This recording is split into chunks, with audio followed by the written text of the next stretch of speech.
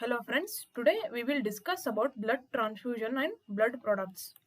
What are the requirements for blood donor? What are the requirements for blood donor? First one is the person should be of good physical and mental health. Good physical and mental health, and age should be between 18 to 60 years. Age should be between 18 to 60 years, and the hemoglobin should be normal in males.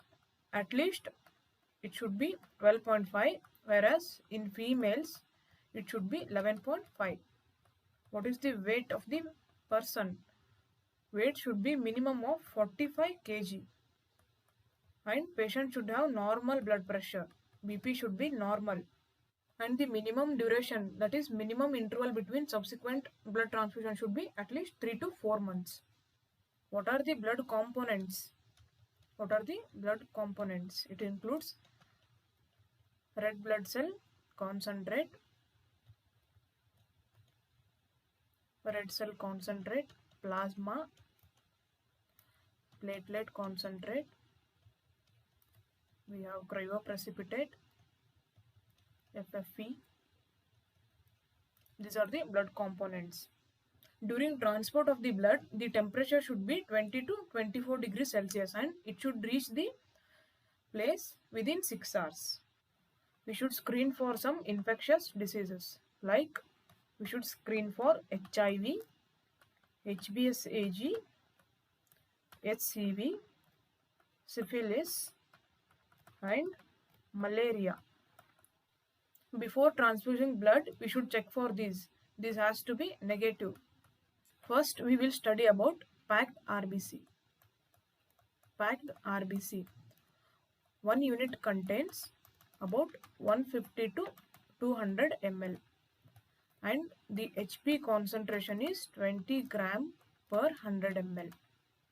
The hematocrit is about 55 to 75%. We can store this RBC for about 35 days at a temperature of plus 2 degrees Celsius to plus 6 degrees Celsius. Next one is platelet concentrate. Platelet concentrate. This is prepared from whole blood. We can store this for 5 days at a temperature of plus 20 degrees Celsius to plus 24 degrees Celsius with constant agitation. We should not cool this below 20 degrees Celsius. What are the indications for this platelet transfusion? What are the indications? We can transfuse in thrombocytopenia,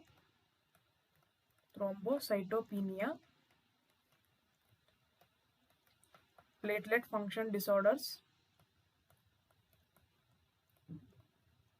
and in case of bone marrow failure. In case of bone marrow failure, to prevent the bleeding due to thrombocytopenia. What are the contraindications for this platelet transfusion?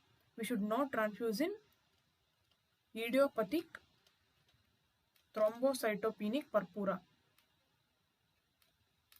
Idiopathic thrombocytopenic purpura and thrombotic thrombocytopenic purpura and untreated DIC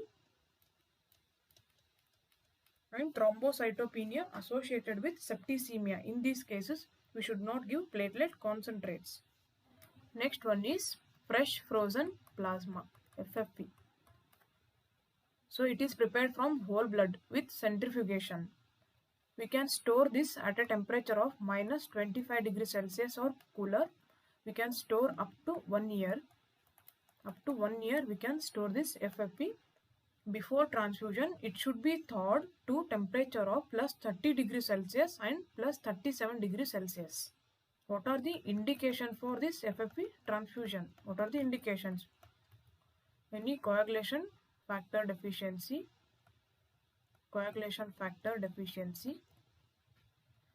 or we can use this in warfarin toxicity for immediate reversal. Warfarin toxicity and we can use this in thrombotic thrombocytopenic purpura, and we can use this in massive blood transfusion. Massive blood transfusion. So these are the important blood components. What are the advantages of blood components?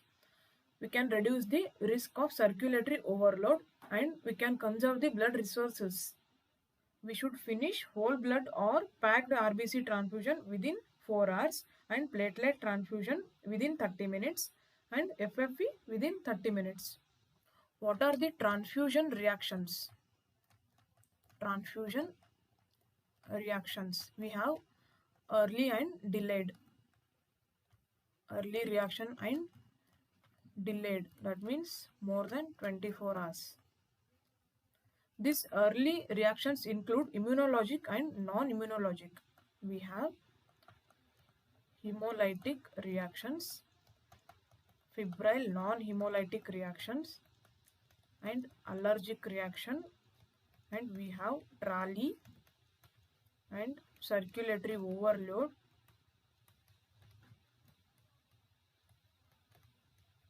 and there can be bacterial contamination also. What are the delayed reactions?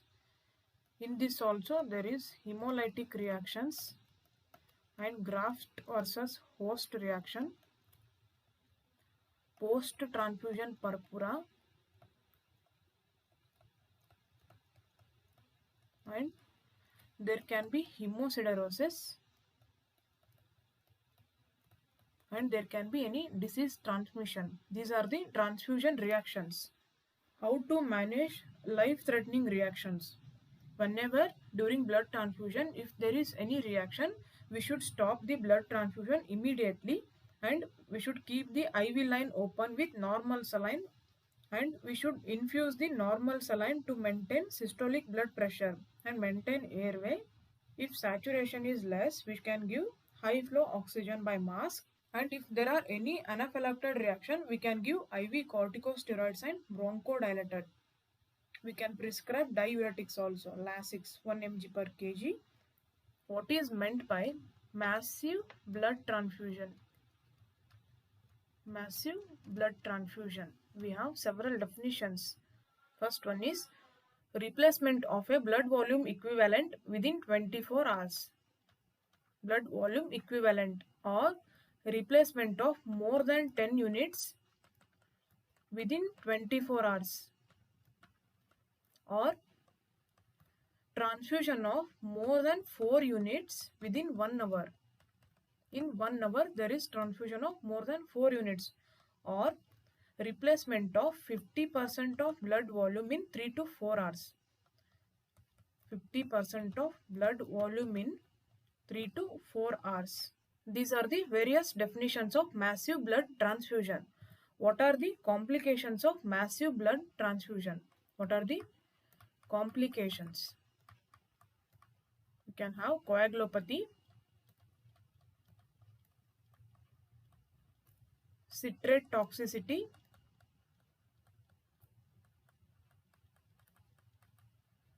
hyperkalemia,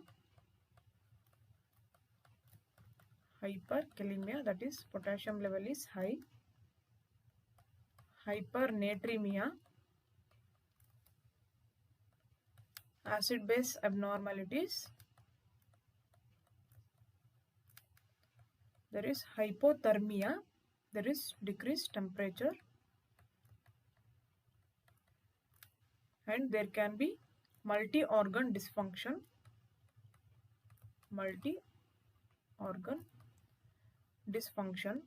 there can be hyperbilirubinemia also.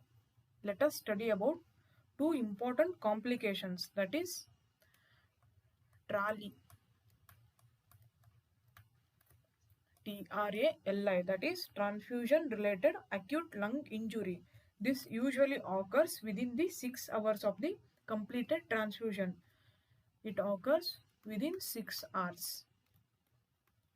It is a non-cardiogenic form of pulmonary edema occurring after a blood product administration. It is a non-cardiogenic pulmonary edema. Usually occurs within 6 hours of the transfusion. In this, the saturation of the patient can be less than 90%. So this is a non-cardiogenic form of pulmonary edema occurring after a blood product transfusion. It is a new acute lung injury occurring within 6 hours of the completed transfusion with PaO2 by FiO2 ratio. This ratio is less than 300 mmHg, or the saturation can be less than 90 at room air. The SpO2 is less than 90 at room air. One more complication is TRIM. TRIM. TRIM means transfusion related immunomodulation. Transfusion related immunomodulation. This means there is transient depression of immune system following a transfusion of blood products. There is decrease in immune system. There is depression of immune system after a transfusion of any blood product. So how can we prevent this TRIM? How to prevent this TRIM? We can avoid blood products. Or we can use blood substitutes.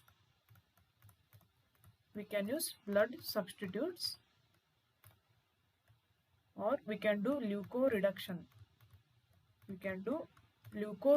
That means we can remove the leukocytes from the blood or blood components. And we can do gamma irradiation of blood.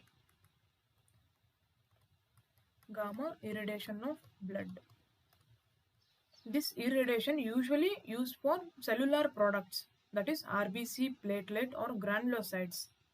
There is something called as artificial blood.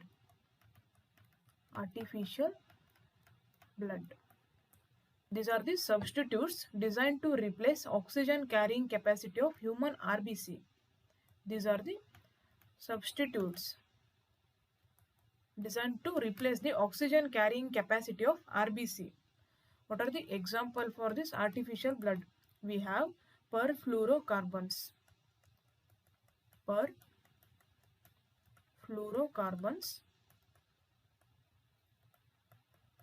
hemoglobin based oxygen carriers,